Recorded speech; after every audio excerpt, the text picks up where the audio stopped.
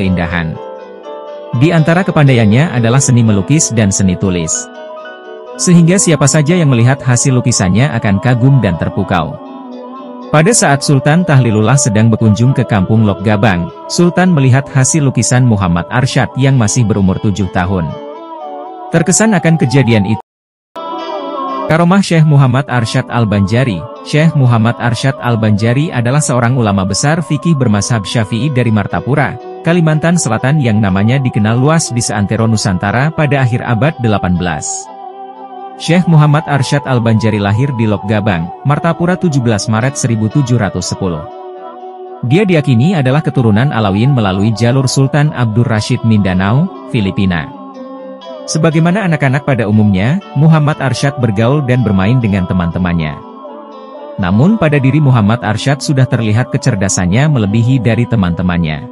Begitu pula akhlak budi pekertinya yang halus dan sangat menyukai keindahan. Di antara kepandaiannya adalah seni melukis dan seni tulis. Sehingga siapa saja yang melihat hasil lukisannya akan kagum dan terpukau. Pada saat Sultan Tahlilullah sedang berkunjung ke kampung Lok Gabang, Sultan melihat hasil lukisan Muhammad Arsyad yang masih berumur 7 tahun. Terkesan akan kejadian itu, maka Sultan meminta pada orang tuanya agar anak tersebut sebaiknya tinggal di istana untuk belajar bersama dengan anak-anak dan cucu Sultan.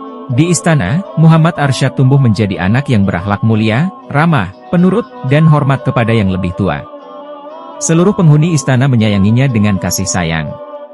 Sultan sangat memperhatikan pendidikan Muhammad Arsyad, karena Sultan mengharapkan Muhammad Arsyad kelak menjadi pemimpin yang alim. Dia mendapat pendidikan penuh di istana sehingga usia mencapai 30 tahun. Kemudian dinikahkan dengan seorang perempuan bernama Tuan Bajut.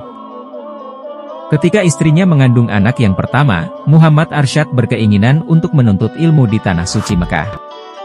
Maka, setelah mendapat restu dari Sultan berangkatlah Muhammad Arsyad ke Tanah Suci mewujudkan cita-citanya.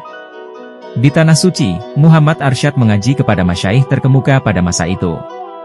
Di antara guru dia adalah Syekh Athaillah bin Ahmad Al-Misri, Al-Faqih Syekh Muhammad bin Sulaiman Al-Kurdi dan Al-Arif Billah Syekh Muhammad bin Abdul Karim Al-Saman Al-Hasani Al-Madani.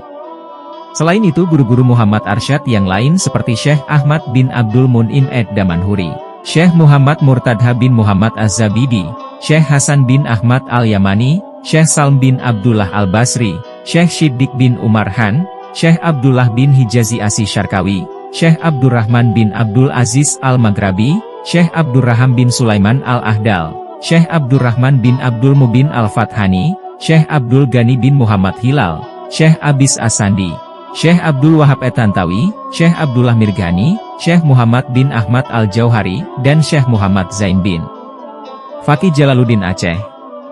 Selama menuntut ilmu, Syekh Muhammad Arsyad menjalin persahabatan dengan sesama penuntut ilmu seperti Syekh Abdus Samad Al-Falibani, Syekh Abdurrahman Misri Al-Jawi, dan Syekh Abdul Wahab Bugis sehingga mereka dikenal sebagai 4 serangkai dari Tanah Jawi. Lalu pulanglah Syekh Muhammad Arsyad ke kampung halamannya, akan tetapi, Sultan Tahlilullah, seorang yang telah banyak membantunya telah wafat dan digantikan kemudian oleh Sultan Tahmidullah II bin Sultan Tamjidullah I, yaitu cucu Sultan Tahlilullah.